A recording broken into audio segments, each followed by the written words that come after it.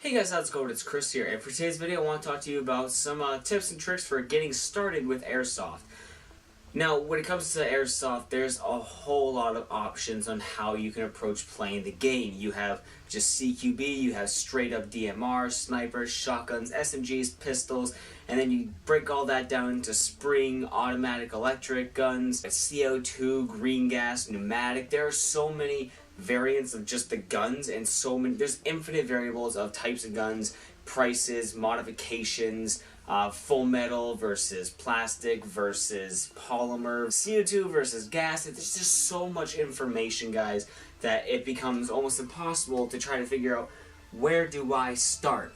And that was my problem growing up. For me, I didn't have access to good internet. I didn't have access to any stores nearby except for Walmart. So I started off buying some of my first guns, like the Walmart clear plastic spring pistols that basically ripped your flesh off if you caught it on the slide. They were really hard, cheap. It was like cheap but also durable plastic, but the internals broke like crazy. The spring M16s were complete poop. Basically, that's an okay place to start if you're playing in the backyard, but if you're taking the next step from backyard games to beginner intermediate levels, then this is what I would recommend. First off, set your budget accordingly. There's two things you need to buy for Airsoft first. Two main things that you need no matter what to play. One, goggles. First and foremost, you need a decent pair of goggles.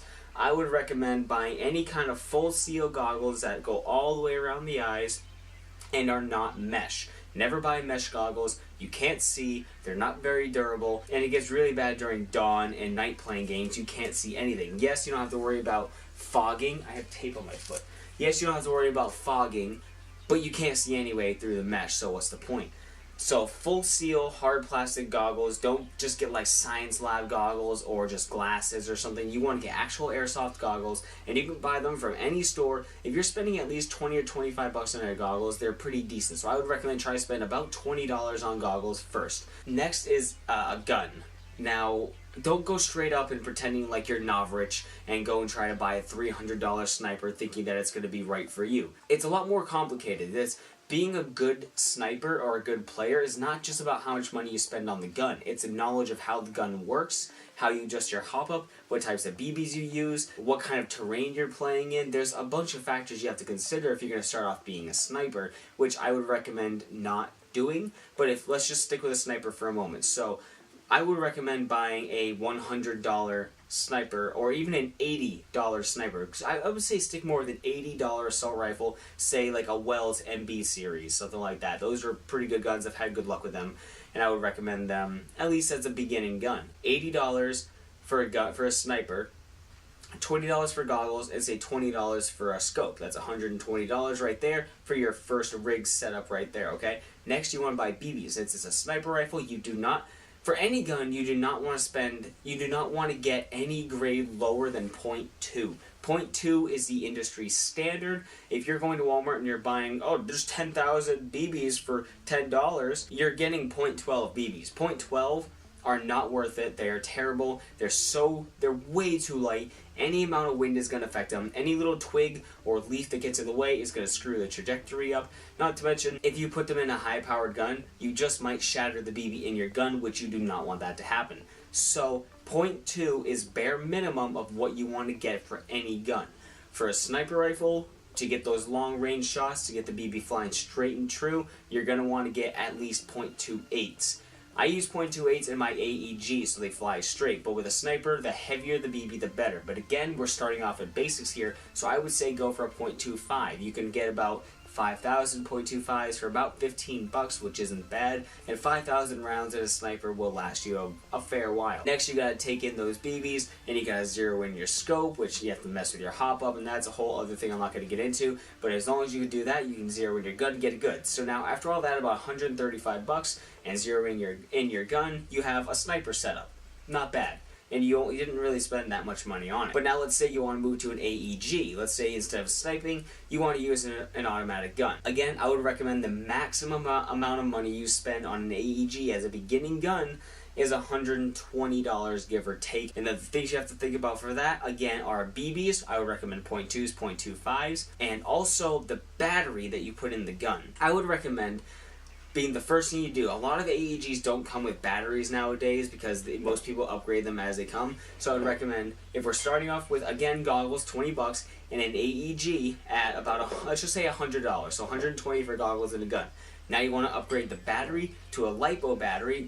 You have to probably follow a guide that you see online or with the manual of the gun for what it recommends for battery voltage. So let's just say a 7.1 volt LiPo buffered tube battery. Get one of those. There's a whole lot going on when it comes to batteries. There's 3 different numbers you have to pay attention to: the voltage, the MAH, and the C rating. The MAH is how much basically capacity the battery has. So you're going to want to go for anywhere between 1,000 and like 1,500 for an MAH. I would stick at about 1,200. If you have a full charge on your battery, 1,200 MAH is roughly how many BBs will be getting fired for that full charge. So 1,200 is roughly 1,200. And then you also have your C rating, which is basically, in layman's terms, kind of like how much power it's pushing out of your gun, how much like your rate of fire, how crazy your gun's going. So if it's a 20C, your gun's going to be riding right in the middle, nice and average rate of fire, good power. It's going to be getting the most out of your battery for the most of your battery's life and the most power. So you want to do some research on batteries. There's a lot to do. There's a lot going on, so I'd recommend that. But I would recommend upgrading your battery straight to a LiPo with about a 1,200 mAh, whatever the voltage is recommended for your gun, and then about a 20C rating would be good. And then after that, you got to think about, I have my gun, what do I need for attachments? And the reason why, I'm going to tell you guys, the reason why I say start off with average priced guns, don't get anything too crazy, is because after a couple games, you might realize you don't really like this particular playstyle. Maybe you got the sniper thinking you would love sniping because it's so much fun to watch Swamp Sniper and Novrich play and get those sick kills. Then you realize I'm not very good at it, it's boring, or it's just not how I feel like playing the game. So then you want to switch to a new gun. At least you didn't invest a $300 price tag into a gun class you may not even use anymore. Now you may have to try to get rid of it. It's a lot easier to sell the gun for a down price of $60 and make most of your money back than try to sell a $300 gun for $250 to get most of your money back. You're going to have an easier time to selling the lower price gun if you decide you don't want that. Same thing goes for an assault rifle. Maybe you're over there looking at this beautiful XCR and it's nice and sexy. It's got a short barrel and it's really pretty good for medium range to close range engagements. Does pretty good at long distance. But then you realize, I'm engaging people at a much further distance than I normally would. I'm not confident in close quarters. I'm not comfortable in close quarters. So I need to get a gun with a longer barrel that has better range possibilities, possibly even a DMR. At least I only invested $140 into this gun, and I didn't spend my entire budget, and I can easily make it a lot easier for myself to purchase a different gun, knowing I didn't break the bank with one gun. So that's the main reason why I say start off with around a $100 gun. You're not too invested in the gun. You could probably sell it easier if you don't like it. And maybe you just got a bad gun. Maybe you invested your money into a gun that just kind of sucks and you kind of lost out on it, you know? At least you didn't invest all your money. Save the bigger gun purchases for when you're more confident with your gameplay, with your style, and with how you approach the sport of airsoft. That's what I recommend. And then you can get crazy. You can get crazy customizing your scopes, your iron sights, your grips, your magwells, your pistol grip, your stock. You can get absolutely nutso when you get a gun. So I would always recommend getting any type of M4 style gun because usually they come with a lot of rail sights, a lot of space for different attachments for you to mess around and really figure out what you like. Maybe you really enjoy having an underbarrel foregrip. These are all things that you need to discover for yourself instead of going off of what you see other people playing with, because that's what they like. You need to discover who you are as an airsofter. That's why you start off cheap. Lastly, I would recommend, if you're going to get a pistol, get a good sidearm, get yourself a hip holster, a drop leg holster for like $25 for a drop leg holster. It's not bad. A lot of people gravitate towards 1911s, which I personally do recommend 1911s. They're always fun. The mags are very easy to come by. They're nice and cheap.